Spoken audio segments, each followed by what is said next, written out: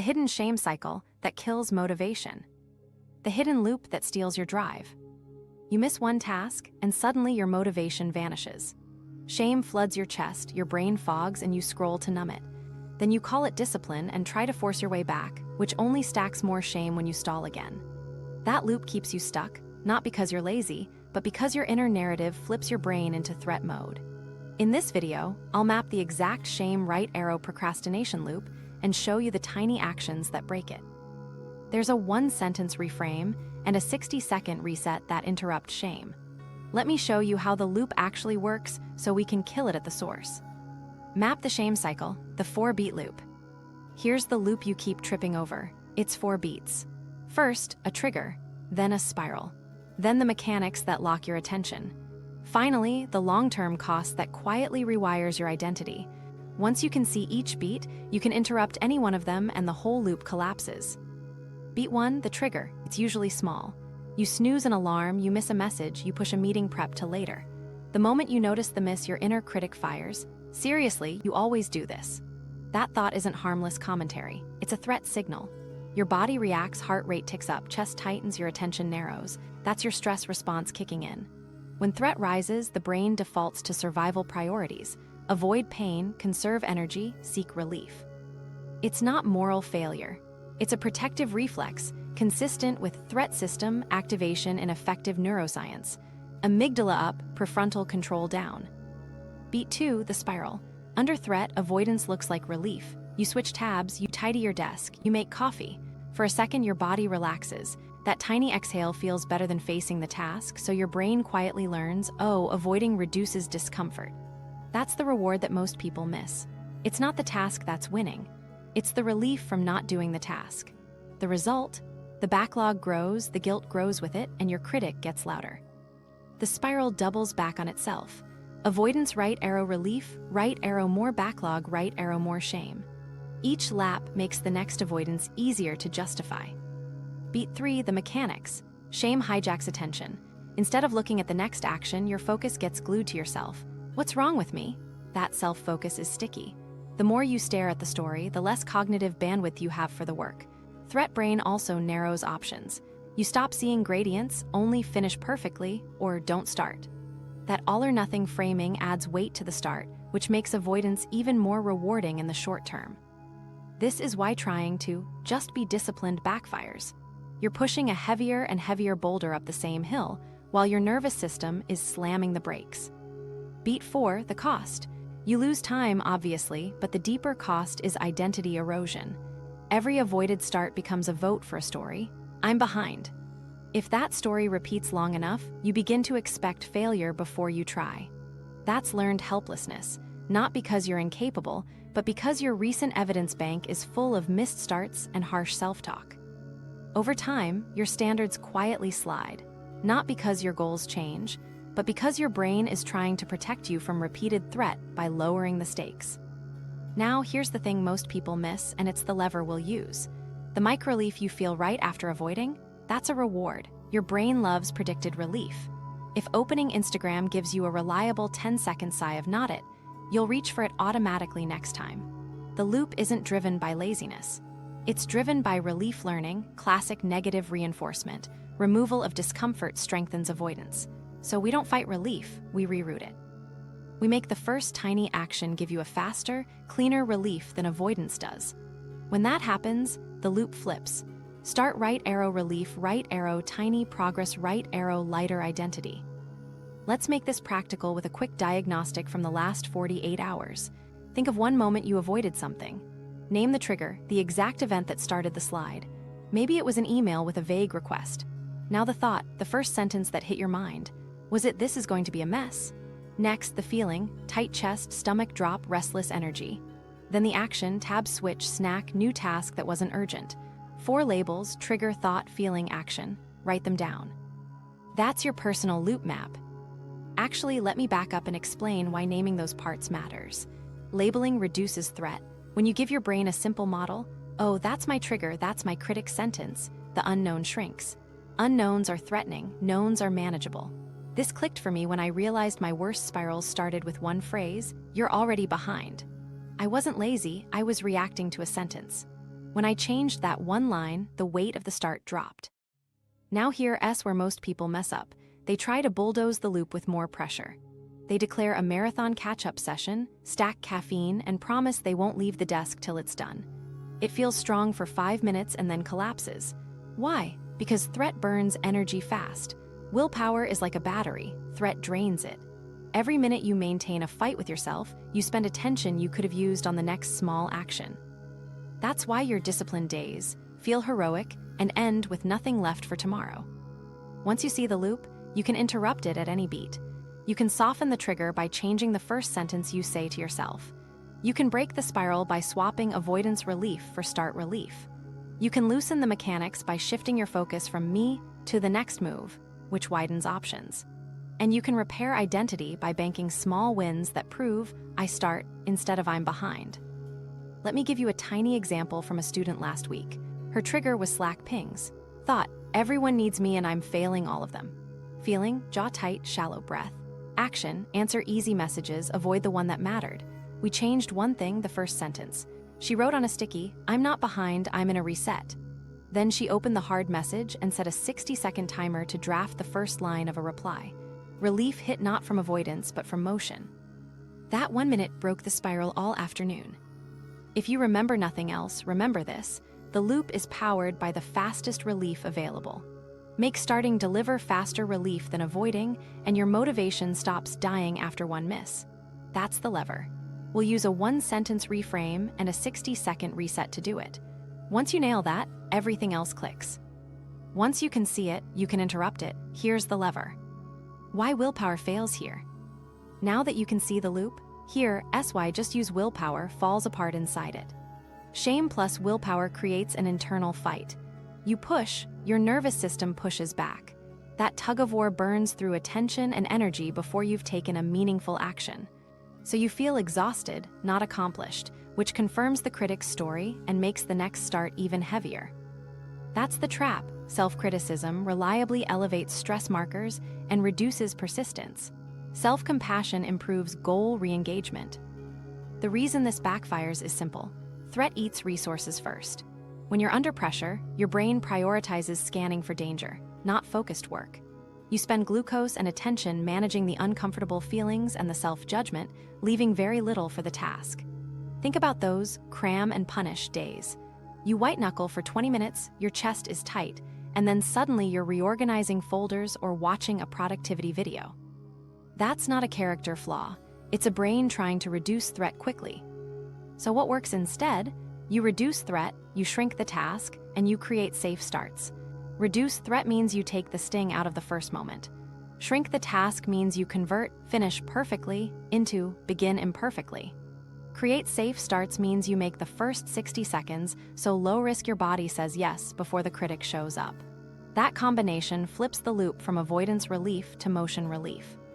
Here's the mental shift that makes everything easier. Act like a coach, not a critic. The critic uses global, harsh language that spikes threat and narrows your options. The coach uses specific, kind, actionable language that drops threat and tells you what to do next. Critics say, you always blow it. Coaches say, right now, open the dock. The thing most people miss is that the tone you use with yourself is a performance variable. Change the tone, and the start gets lighter. Aligned with research showing self-compassion, increases intrinsic motivation and reduces avoidance. The shortcut that saves the day is swapping finish for start. Your brain treats finish the report as massive and ambiguous, especially when shame is whispering. But start the report for 60 seconds is tiny and concrete. Outcomes live far away, processes live here. When you commit to the process, start now, for a minute, you earn a quick, honest win. That's the win your threat brain will actually believe behavioral activation works because action precedes motivation. Let me show you exactly how this plays out with a common mistake. You realize you're behind and decide to fix your entire backlog in one heroic session. You batch every task into a mega list, promise you'll grind until it's done, and set a 6-hour block. 5 minutes in, the weight of finishing everything crushes your attention. You drift, feel ashamed, and call it a personal failure. What actually happened? You turned the start into a threat by tying it to a giant outcome. The solution is boring and powerful, separate starting from finishing. Today, you stockpile starts. Once you nail that, everything else clicks because starts create momentum. Motion lowers shame. A single minute of progress gives your nervous system a different signal. We're not trapped. That drops the sense of danger, which frees up attention, which makes the next minute easier. It's a compounding loop, just like the shame loop, but pointed in your favor. Now, before we continue, you need to understand the role of clarity. Vague tasks amplify threat. Work on project is a fog bank. Your brain can't see the edges, so it stalls. Open the project doc and write one ugly sentence has clear edges. Clarity tells your body exactly what to do with that first minute. I had a client who kept delaying a grant application. We changed finish the grant to open form, fill name, and one sentence in box 1. The entire emotional landscape changed instantly because the start lost its teeth, implementation intentions. If X, then Y reduces hesitation. Another pattern that separates beginners from pros: environment does more than motivation. If your start is buried behind 5 clicks, 3 logins, and 2 decisions, you've created a friction wall that willpower has to climb every time. Lower the wall and you'll need less willpower. When people say, "I just need to try harder," they're usually ignoring the friction they built unconsciously. We'll fix that soon, but keep it in mind. Threat plus friction equals stall. The coach identity is your secret weapon here. Ask yourself, if I were coaching a friend I cared about, what would I say for the next 60 seconds?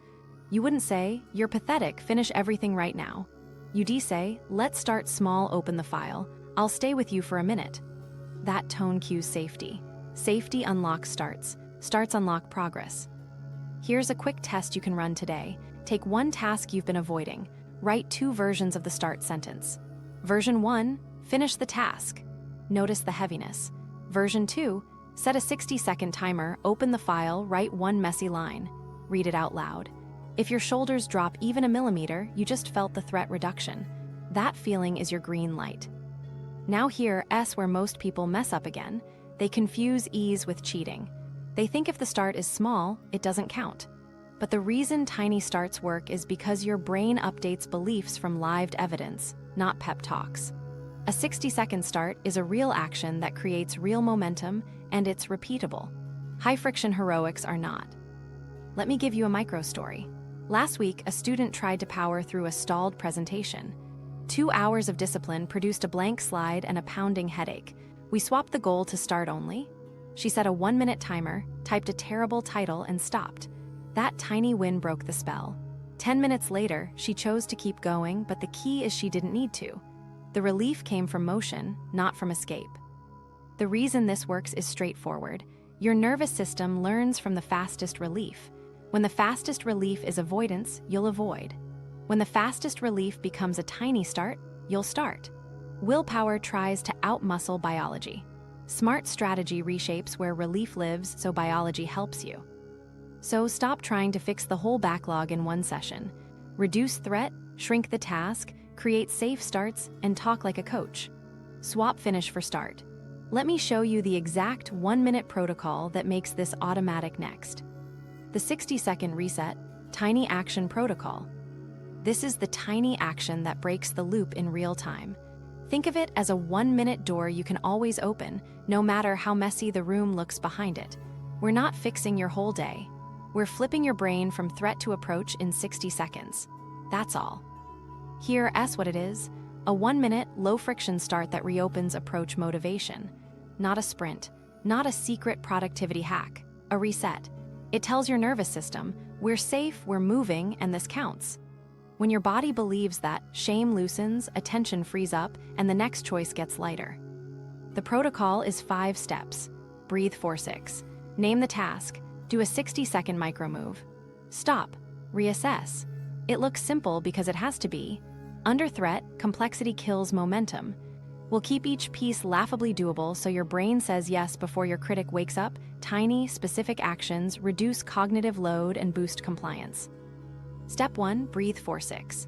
Inhale through your nose for 4, exhale through your mouth for 6. 1 or 2 rounds is enough. The longer exhale signals not danger to your body via the parasympathetic brake vagal tone. You're not trying to meditate, you're telling your nervous system, we're okay to start. If counting annoys you, just exhale a bit longer than you inhale. That's the only rule. Step 2, name the task. Say it out loud in a tiny, concrete way. not work on the report. Try open the Q3 report doc. Language matters. Your brain needs a handle it can grab. If it helps, use the phrase, right now, I'm just going to, and finish the sentence with the smallest visible action. The specificity lowers friction and makes the first move obvious. Step 3, the 60-second micro-move. Set a 1-minute timer. Do the smallest slice that moves the task forward. Open the document. Type one ugly sentence. Write the subject line only. Put your shoes on and march in place. Your job is not to finish. Your job is to move for 1 minute. Motion, not magnitude, unlocks the system. Keep it so small you'd feel silly avoiding it. Step 4, stop. When the timer hits, stop even if you feel momentum. Stopping on time teaches your brain that starts are safe and controllable. If you blow past the stop every time, your body will start to resist the next start because it anticipates a trap. We're building trust with yourself. You said 60 seconds, you meant it. Step 5, reassess. Ask, do I want 1 more minute? Not should I, not I have to. Want? If yes, do another minute. If no, close it and count the reset as a win. Either choice is success because the goal is to shift state, not rack up minutes. The surprising part is how often 1 minute turns into 3 or 5, but that's gravy, not the goal. Why it works? Motion lowers shame.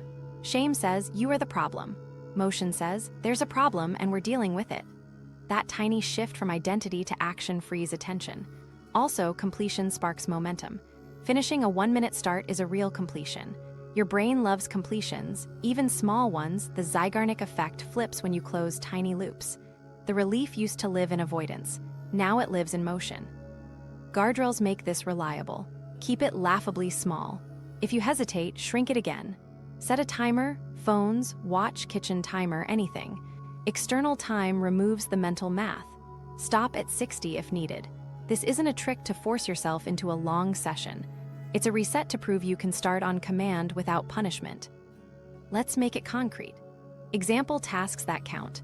Open the doc, type 1 ugly sentence, paste 3 bullet points you already wrote, rename the file accurately, draft 1 email subject, write 1 line of the reply, skim the first heading only, set shoes by the door, do 10 slow squats, fill the water bottle, lay out the yoga mat.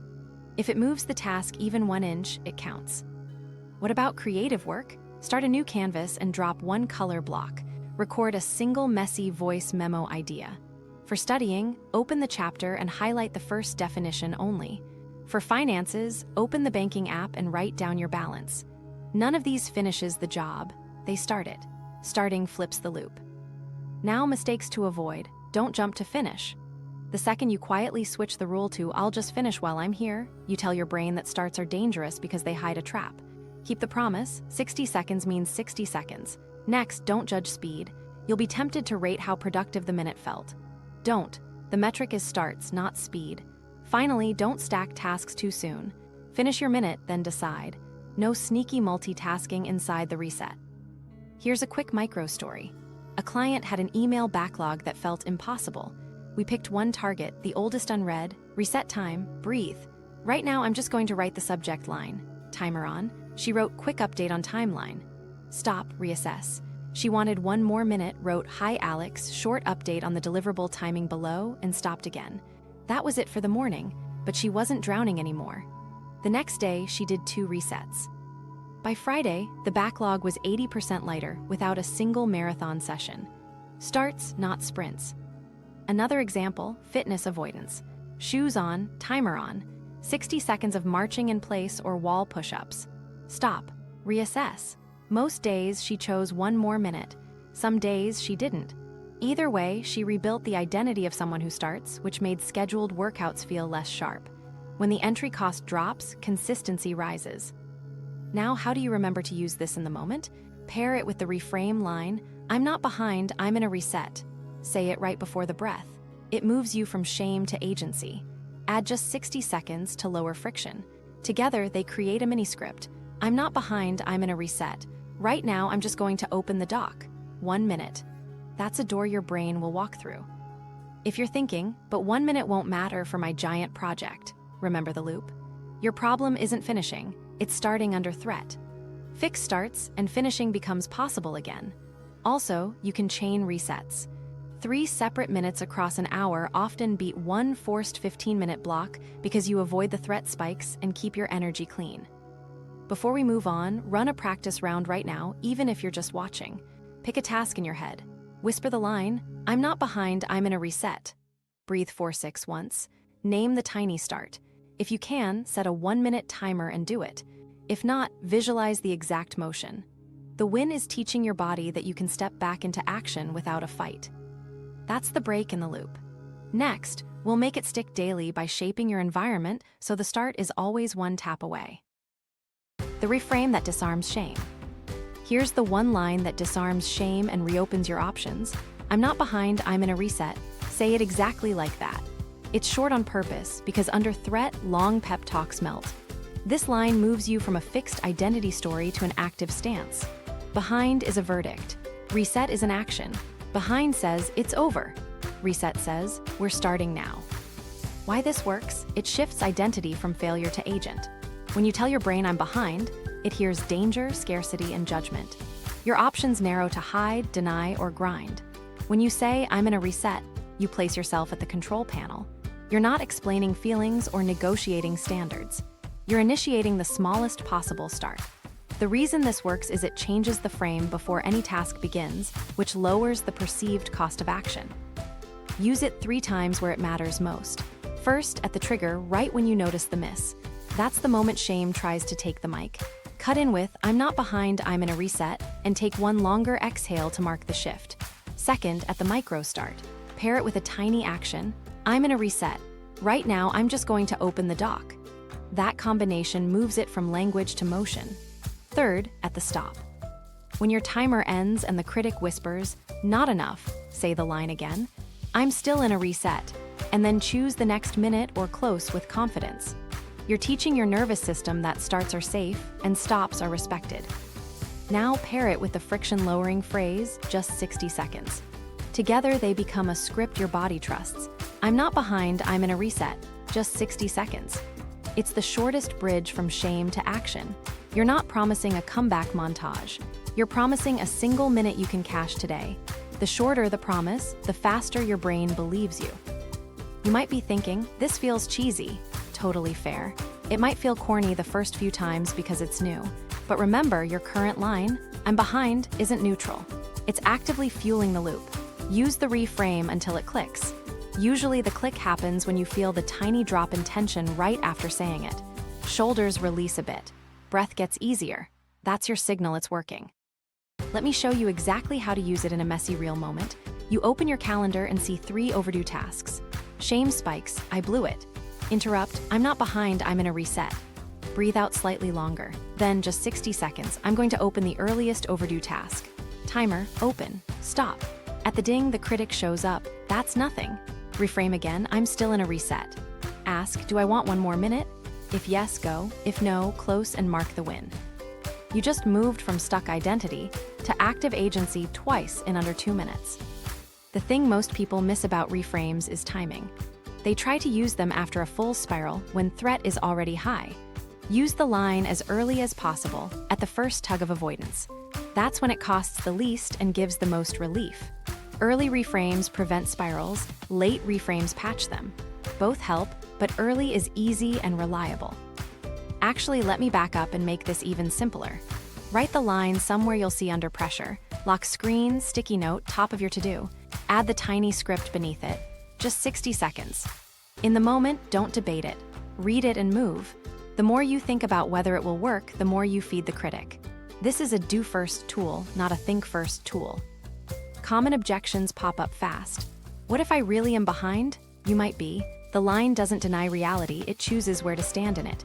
Being behind plus shame equals freeze. Being behind plus reset equals start. Another objection, "Won't I let myself off the hook?" No, the hook is the start. Starts are your lever. Once you're moving, you can scale. But without a start, no plan matters. Here's a micro story. A client used to say, "I'm drowning," every afternoon. We replaced it with, "I'm in a reset," at 2 p.m. daily. Paired with one 60-second email start, her afternoons went from doom scrolling to 2 or 3 clean starts.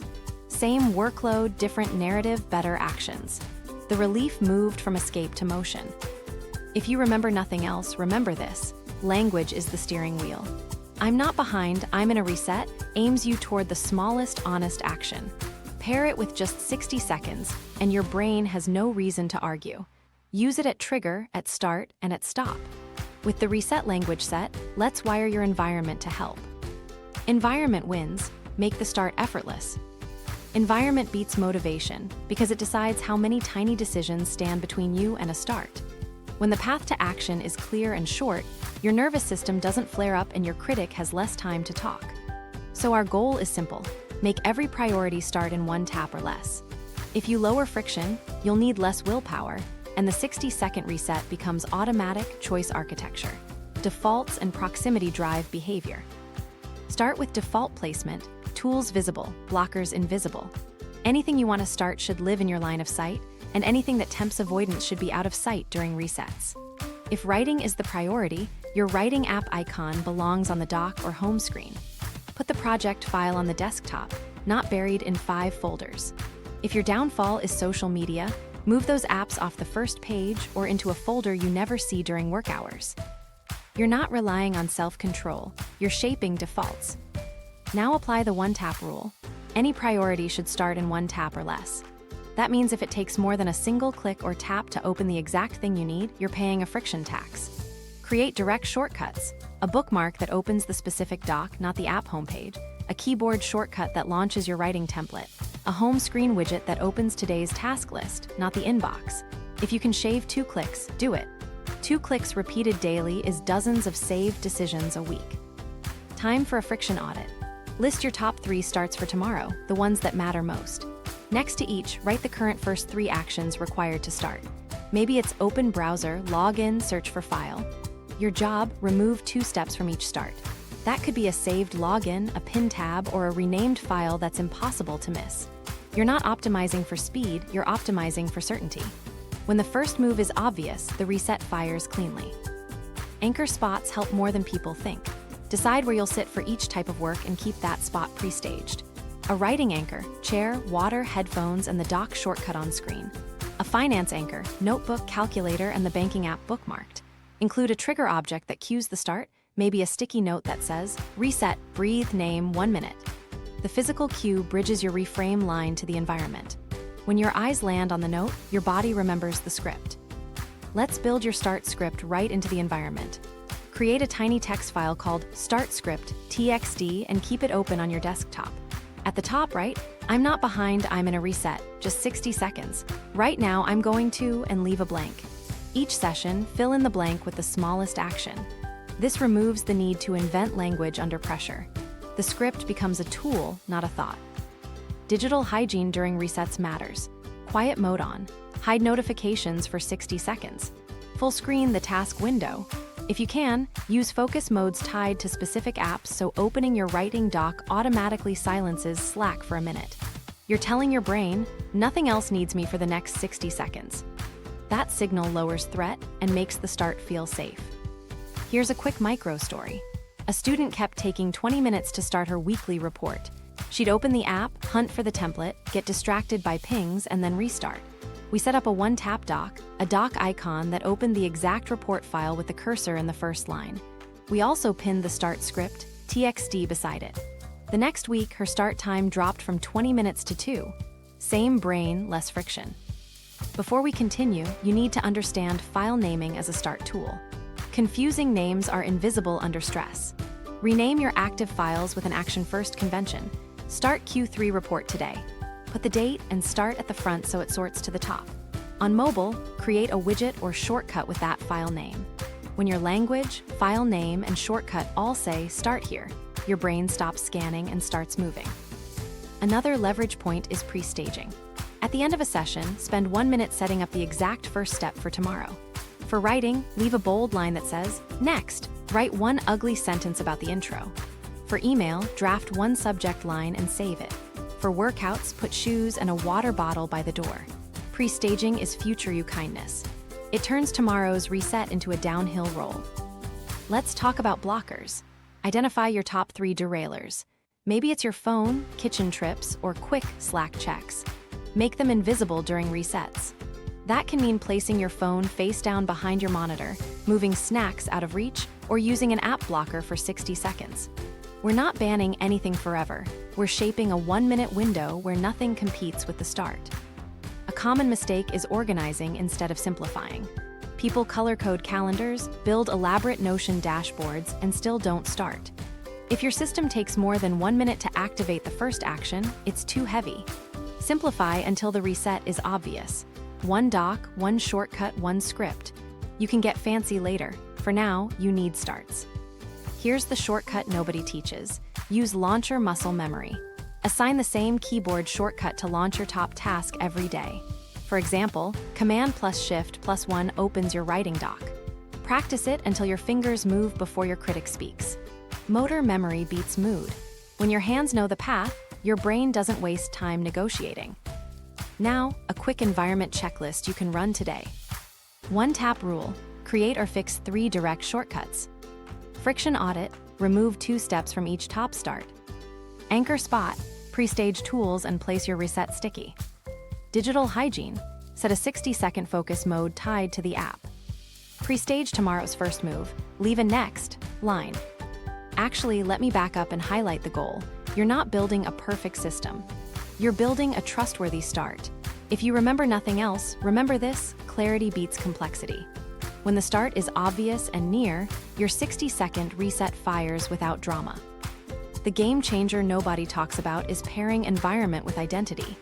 Every time you open a one-tap doc and see "Start here," you're reinforcing "I start." That repeated association builds an evidence bank faster than pep talks. It's small, it's boring, and it works. Once you nail the environment, your inner coach has less to do because the path is paved.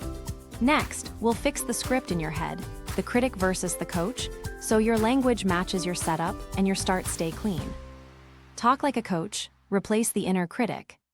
Now we fix the script in your head. The critic spikes threat, the coach lowers it and points you at an action. If you've ever wondered why you stall even when the path is clear, listen to the tone in your mind. Tone is not fluff, it's fuel or friction. Change the tone, change the start. Why this matters? The critic talks in global absolutes, which frees you. You always mess this up. You're behind on everything. Global means there's no exit. The coach speaks in specific, present tense moves. Right now, open the doc. Specific plus present creates an exit. Under threat, exits beat arguments. Here's the shortcut nobody teaches. Treat language as a tool, not a report. Your feelings don't have to change first. In fact, waiting to feel motivated is the trap. Coaches don't wait for mood. They cue motion that creates mood. The reason this works is simple. Your nervous system updates beliefs after you move, not before. Let me show you the swap deck that makes this automatic. Always never right arrow right now. I always procrastinate becomes right now, I'm opening the file. Why am I like this right arrow what's next? Why am I like this becomes what's the next sentence? Perfect possible. It must be perfect becomes what's a possible first line. Finish right arrow start. Finish the chapter becomes start with 60 seconds. Read those out loud. Feel how the second version shrinks the threat and hands you a handle. This clicked for me when I noticed my inner voice loved vague blame. Vague blame keeps you stuck because you can't act on fog. Concrete direction cuts fog. So what does coach language actually sound like? 3 prompts cover most situations. What's the next sentence? This narrows scope to something your brain can bite. What's easy now? This finds the lowest friction path, which raises the odds you'll start. What's 60 seconds? This locks the start to your reset protocol. Use these prompts like a mini call-and response. Critic speaks. You answer with 1 prompt and act immediately. The act is non-negotiable. You're training a reflex, prompt then motion. Now practice loop. Say it out loud, quietly is fine. Write it on a sticky in your anchor spot. Repeat at known triggers. Calendar opens, inbox loads, shoes go on. Out loud matters because mouth to ear is faster than thought to thought. Hearing yourself say, right now, open the doc, short-circuits the rumination track and cues the body. A quick micro story. A client's critic script was, you're so behind there's no point. Her coach script became, right now, 2 breaths, then 1 subject line. She stuck a sticky on her monitor that read, right now, right arrow, 2 breaths, right arrow, 1 line. Within a week, her starts doubled. Same workload, different voice. Before we continue, you need to recognize the critic's favorite tricks. Time distortion. If you start, this will take forever. Coaching reply, 60 seconds, then decide. Identity smear. You're not the kind of person who follows through. Coaching reply, right now, start anyway. Let actions decide identity. Catastrophe preview. If this isn't perfect, it's all ruined. Coaching reply, possible beats perfect. One messy line. The reason these replies work is they answer the threat with boundaries and action. Boundaries reduce fear. Action provides evidence. Together, they drain shame. Now, what about days when the critic is loud and creative? Use the 3 thens ladder. First then, breathe, then name the task. Second then, name it, then 1 minute. Third then, 1 minute, then reassess. You're not arguing, you're sequencing. Sequencing undercuts panic because it gives the mind rails to run on. Let's build a tiny coach script you can memorize. Right now, breathe out longer. I'm not behind, I'm in a reset. Just 60 seconds. What's the next sentence? Stop at the ding, want one more. Say it with me once. That's 5 lines, that's your pocket coach. Use it 3 times a day for a week and watch how quickly your starts feel lighter. Common mistake to avoid, trying to feel motivated first. Motivation is a lagging indicator.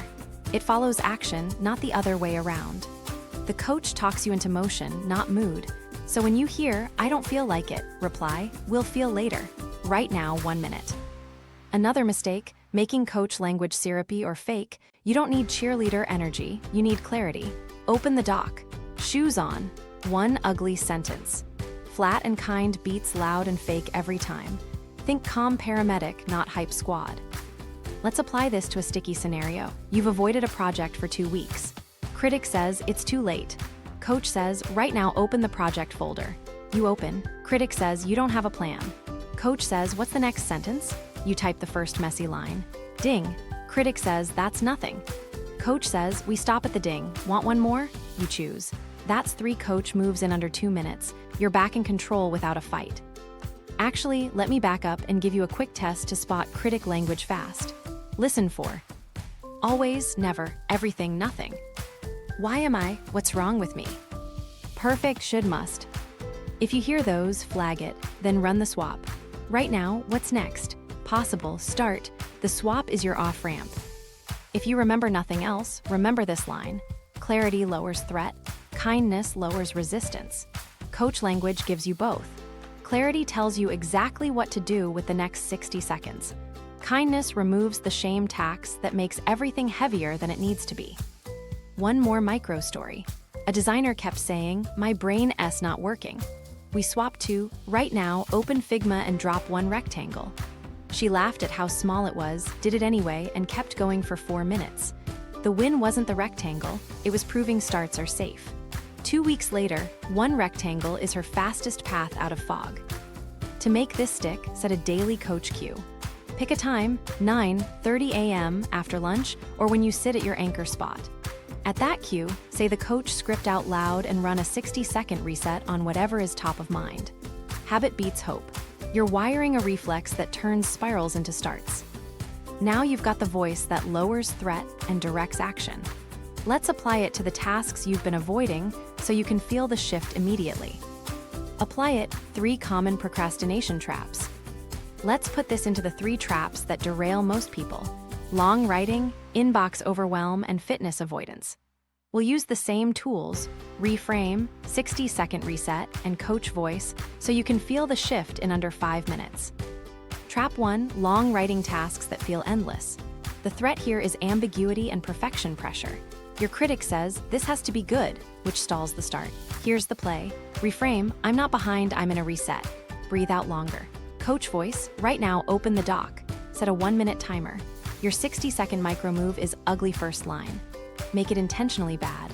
Write the most disposable version of your opening, like, this intro stinks, but here's the point. When the timer dings, stop. Say the line again, I'm still in a reset. Do I want 1 more minute? If yes, your next micro move is write 1 supporting sentence, not finish the paragraph. If no, close the doc and count the start. The win is motion, not magic.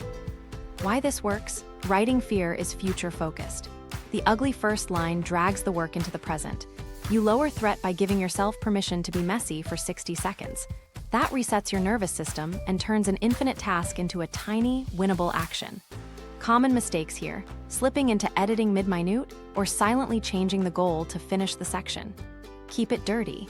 Editing is a separate reset later. Micro story. A grad student avoided a literature review for 2 weeks. We ran the reset. I'm in a reset, just 60 seconds. Right now, paste 3 citations and write 1 bad transition. Ding. She laughed at how bad it read, stopped, then chose 1 more minute. By the end of the day, she had 6 resets scattered between classes. No marathons, just starts. Trap 2, inbox overwhelm.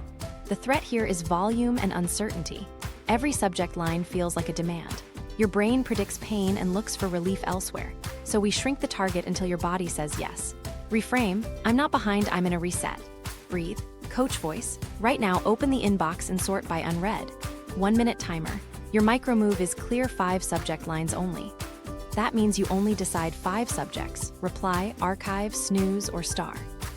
You don't have to write full replies in that minute. You're sorting, not solving. At the ding, stop, reframe again. Ask, do I want 1 more minute? If yes, write 1 subject line and the first sentence for the most important email. Stop again. If no, close and count the reset. The magic is that you've converted an amorphous mountain into a series of tiny, bounded moves. The fastest relief now comes from sorting 5, not from escaping. Common mistakes: opening random threads and getting pulled into long replies, or setting a hidden rule like, I'll clear all 200. Keep scope fixed. 5 subject lines is the unit. Another mistake is judging yourself for the backlog mid-reset. Coach voice answers that. Right now, sort 5, identity later. Micro story. A freelancer's inbox was 600 plus unread. We ran 2 resets a day, 5 subjects each, plus 1 subject line draft. By day 4, the unread was under 200 without any 4-hour cleanups. Starts beat sprints, and the relief lived in 5 decisions. Trap 3, fitness avoidance. The threat is effort plus identity baggage. I'm out of shape spikes shame and turns the first step into a referendum on worth. We make it laughably small so your body says yes. Reframe, I'm not behind, I'm in a reset. Breathe out longer. Coach voice, shoes on, 1-minute timer. Micro move, 60 seconds of movement. March in place, wall push-ups, slow squats, or a hallway walk. Stop at the ding. Reframe, I'm still in a reset. Do I want 1 more minute? If yes, add another minute. If no, you still win. Your identity shifts from I'm not a workout person to I start. Why it works? Starting movement changes your state faster than thinking about movement. The longest part of a workout is putting on shoes. Once you do, inertia works for you. Guardrails matter here too. Don't secretly upgrade the rule to, since I started, I should do 30 minutes. That teaches your body starts equal traps. Keep the trust. 60 seconds means 60 seconds. Micro story. A client used this after months off. Day 1, shoes on, 1 minute of marching. Stop. Day 2, same. Day 3, 1 minute, then she wanted 1 more. 2 weeks later, she was doing 10-minute walks by choice. The lever wasn't motivation. It was a safe, repeatable start. Now, why these 3 applications beat generic advice? Each one shrinks the threat in a task-specific way. For writing, we kill perfection with the ugly first line. For inbox, we separate decisions from replies. For fitness, we make the barrier physical and tiny. Task-specific shrinkage matters because your brain resists abstract optimism. It believes concrete evidence. Add a checkpoint rule to prevent drift. After 3 resets on the same task in a day, pause and choose. Continue, schedule a longer block, or stop for today. This prevents you from unconsciously turning resets into a marathon. The checkpoint is your boundary. It teaches your brain you're in control of scope. Let's do a quick run-through together so you can feel it. Pick 1 avoided writing task. Whisper, I'm not behind, I'm in a reset. Breathe out longer, timer on. Right now, I'm writing 1 ugly first line. Stop at the ding. Ask, do I want 1 more? Decide. Now same for inbox. Reset, sort by unread, 5 subject lines. Ding, decide. Fitness. Reset, shoes on, 1 minute. Ding, decide. That's 3 wins in under 6 minutes and nothing collapsed. Mistakes to watch for across all traps. Adding goals mid-reset. Keep scope fixed until the ding. Letting the critic narrate while you move. Use coach lines out loud. Chasing flow. Flow is a bonus. Starts are the goal. Turning the checkpoint into a guilt check. It's a neutral decision point.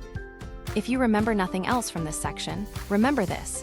Tiny, specific starts beat vague determination. Each trap becomes manageable when you move the relief from avoidance to action. 3 minutes scattered today beats 1 forced hour you'll skip tomorrow. You've got reliable starts now. Next, we'll prevent backslides with a simple system that catches you before the spiral rebuilds. Prevent relapse, the 3R anti-spiral system. Relapse isn't a character flaw, it's gravity. If you don't build a light system, the shame loop slowly reforms. The 3R anti-spiral system, recognize, reset, review, catches you early, flips you fast, and locks in the gains with almost no overhead. Think of it as guardrails that keep your starts easy and your critic quiet. First R, recognize. The moment you notice avoidance, label 4 parts out loud or on paper. Trigger, thought, feeling, action. Keep it short. Trigger, calendar, ping. Thought, I'm behind. Feeling, chest tight. Action, Instagram. That's it. The reason this works is it converts a foggy moment into a small map. Maps reduce threat. You're not diagnosing your past, you're grabbing the wheel right now. If it helps, use a tiny template in your notes app, TTFA with 1 blank after each letter. 2 lines, 10 seconds. Now hear us where most people mess up. They recognize but then judge. Judging restarts the shame loop. Recognize is descriptive, not punitive. Keep it factual and boring. Treat it like weather. Ah, it's raining. That neutrality protects your energy for the next step. Second R, reset. You already learned the 60-second reset, but we'll wire it to recognition so it fires automatically. After you write TTFA, say the line, I'm not behind, I'm in a reset. Then breathe out longer once. Then run the 1-minute micro move. The chain is fixed.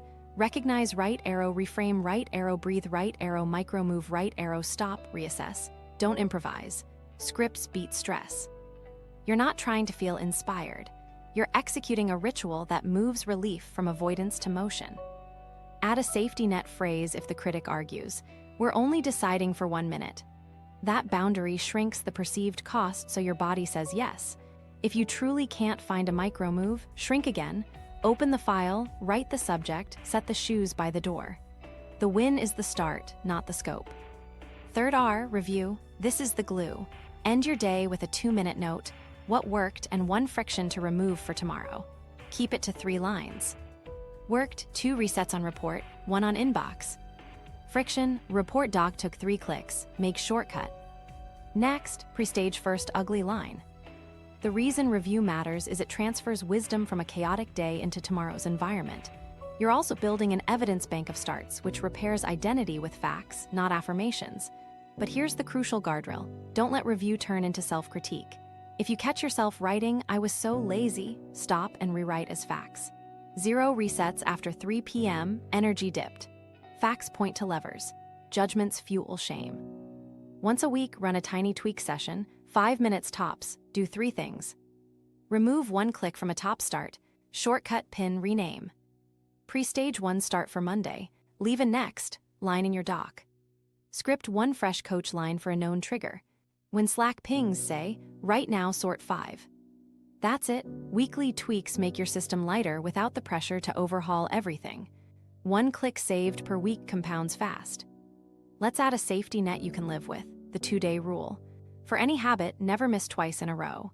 If you skip resets today, tomorrow you run at least 1 60-second reset, even if tiny. This rule prevents "I blew it" spirals because it frames misses as normal and recovery as expected. You're training resilience, not perfection. Streak elasticity protects identity while keeping momentum. Now a quick micro story to show the 3Rs in motion. A client's afternoons kept collapsing. We set an alarm at 2:15 labeled recognize. When it pinged, she wrote TTFA on a sticky. Trigger, post-lunch slump. Thought, I'm behind, feeling heavy eyes. Action, YouTube. Reframe, I'm in a reset. Breath out. 1-minute micro move. Open asana, drag 1 task to today. Stop. Reassess. She wanted 1 more minute and wrote 1 subject line for an email, then stopped. At 5 p.m., her review noted, 2 resets at 2:15 worked. Friction, asana loads slow, pin the today view. Next day, she pinned the view and afternoons held. Same job, different system. Before we continue, you need to anticipate a common pitfall, turning recognize into rumination. Label once, then move. If you catch yourself analyzing why you're like this, run the coach swap. Why am I like this? Becomes what's next for 60 seconds. The recognition step should take under 20 seconds. Longer than that, you're feeding the critic. Another pitfall, treating review like a report card. You're not scoring yourself, you're adjusting dials. If today had 0 resets, your review might say, worked, none.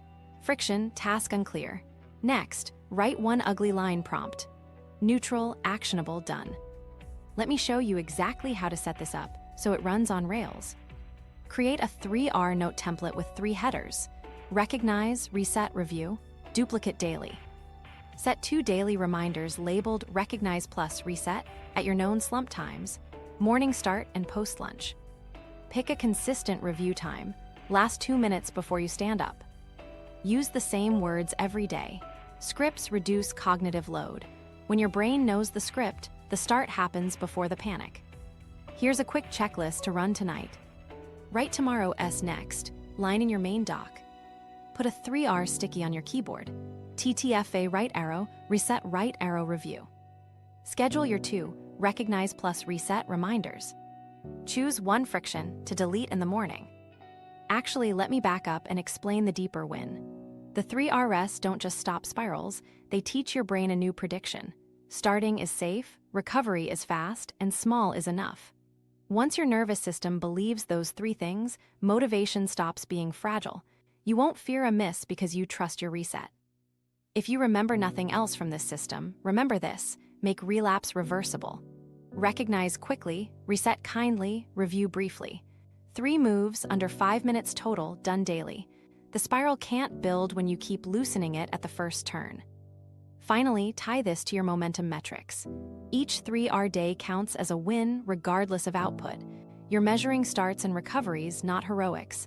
That's how you keep going on rough weeks and still feel progress. And when the critic whispers, "It's not enough," your evidence bank answers, "We start, we reset, we improve."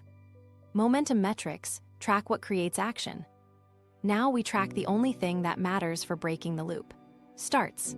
Not hours, not perfect outcomes, not streaks of no misses, just the moments you flip from threat to motion. When you measure starts, you reward the behavior that actually rewires your brain. Everything else is noise. So here's the rule: measure starts, not finishes. A start is any 60-second reset you run, whether you continue or stop. Each reset equals 1 check. 5 resets today, that's 5 wins. Doesn't matter if you finished the report or walked for 10 minutes. The reason this works is it aligns your metric with the lever you control under threat, the first minute. Let me show you exactly how to set this up with a simple visual. Create a 1-row checkbox tracker for each day, 5 little boxes labeled R1 through R5. Your goal is to check boxes, not to hit a specific output. Put it where you can't miss it: top of your journal, a sticky on your laptop, the first tile in your notes app. When you complete a reset, you check a box immediately. That fast feedback tells your brain, start equals win. Now streaks, but be careful, streaks for starts only. Build a streak of days where you checked at least 1 box. That's your start streak. It's flexible and resilient. If you have a rough day and only manage 1 reset at 8 p.m., your streak holds, which protects your identity. You're not rewarding perfection, you're rewarding reversibility. Add a tiny reward for each checked box. Micro celebrations matter because they move relief into motion. It can be as small as saying yes out loud, a quick fist squeeze, or a tick sound on your tracker. It sounds silly, but that sensory cue pairs the start with a dopamine bump your brain will chase tomorrow. Keep it quick and honest. Build an evidence bank for dips. Create a note called Tiny Wins and save 1 sentence per day. Wrote 1 ugly line at 9:05. Cleared 5 subject lines at lunch. Shoes on, 1 minute. On days when the critic is loud, read the last 7. You're feeding your brain receipts that you start, even when it's hard. Receipts beat emotions in rough patches. Adjust when starts stall. If you go 2 days with 0 checks, don't blame motivation, tune the system. Lower friction or shorten the timer. Drop from 60 seconds to 30. Make the micro move smaller. open only, subject line only, shoes only, or fix environment, create one-tap shortcuts so the start is right there. The metric tells you what to change without drama. Now here, S where most people mess up, perfection tracking. They build elaborate dashboards, color code, and then avoid the tracker because it feels like a report card. Good enough beats precise. If your tracker takes more than 30 seconds to update, it's too heavy. Strip it down to boxes and a daily note.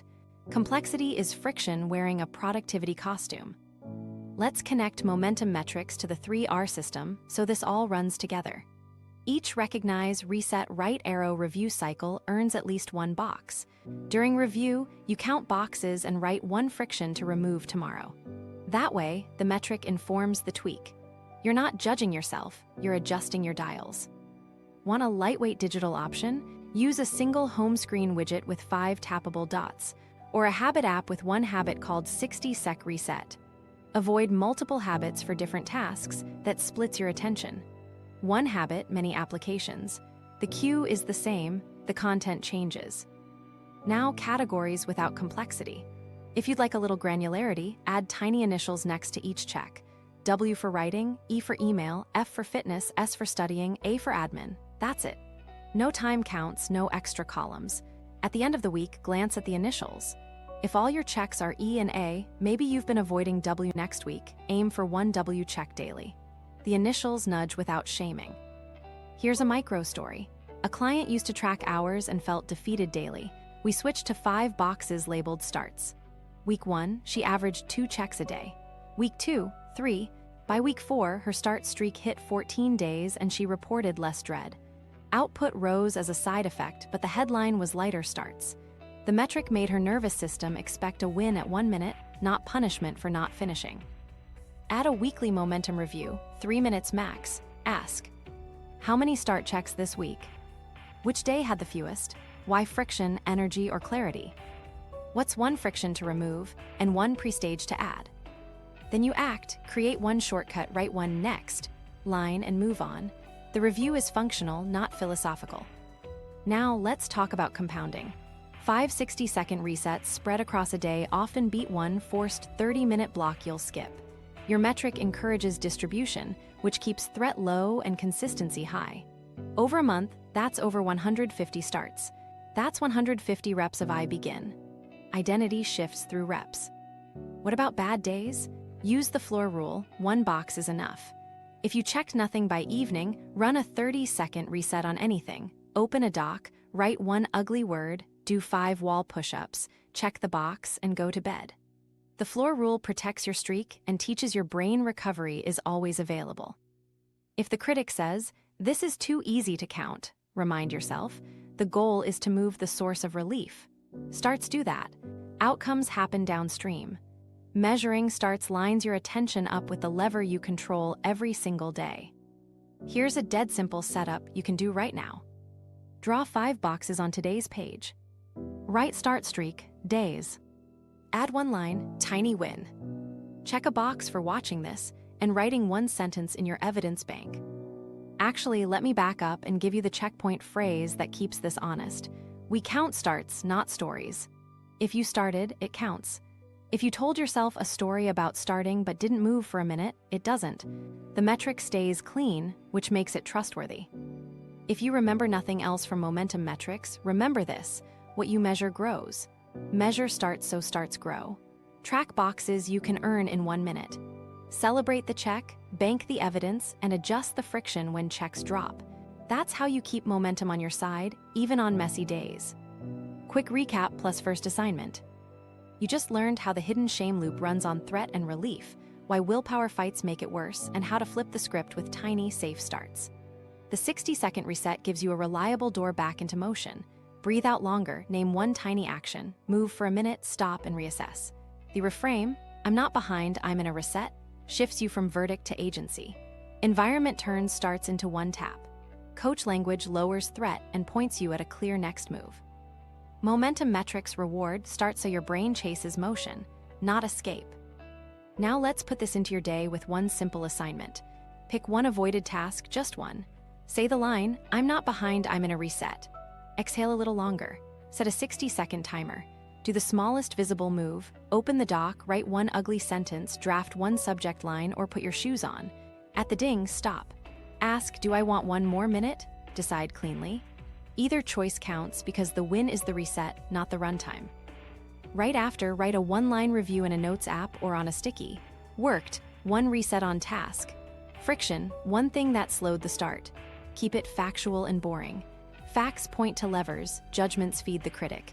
If your mind tries to add commentary, run the swap, why am I like this? Becomes what's next tomorrow. Tomorrow's move is even simpler. Remove 2 clicks from that task start. Create a direct shortcut to the exact file. Rename it Start Task Today. Pin the tab, add a keyboard shortcut or a home screen widget. Pre-stage the first action by leaving a bold line in the doc. Next, one ugly sentence about X, you're not chasing motivation, you're paving the path.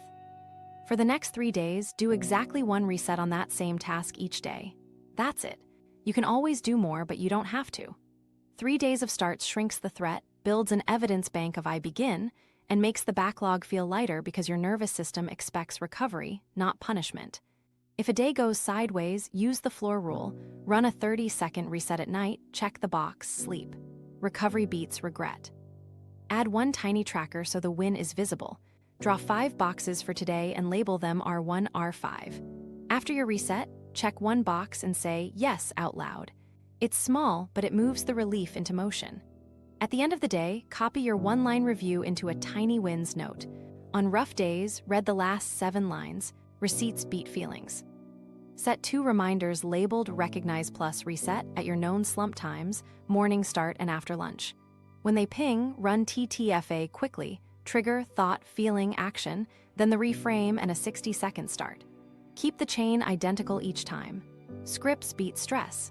Your job is not to think. Your job is to execute the ritual. A few guardrails to keep you clean. Don't secretly escalate start into finish. Starts are enough. Don't judge speed or quality. Count motion only. Don't add goals mid-minute. Decide only at the ding. Don't turn review into a report card. 3 lines, neutral voice.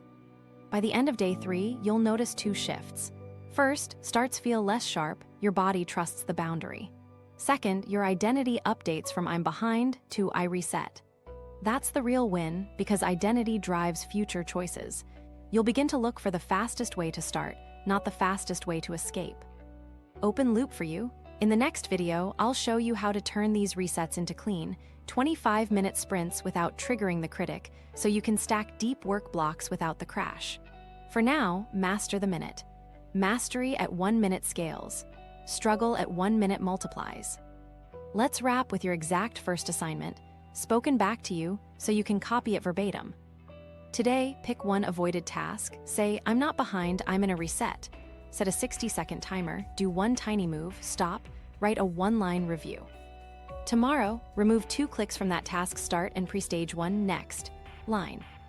For 3 days, 1 reset per day on the same task, check 1 box, add 1 tiny win to your note.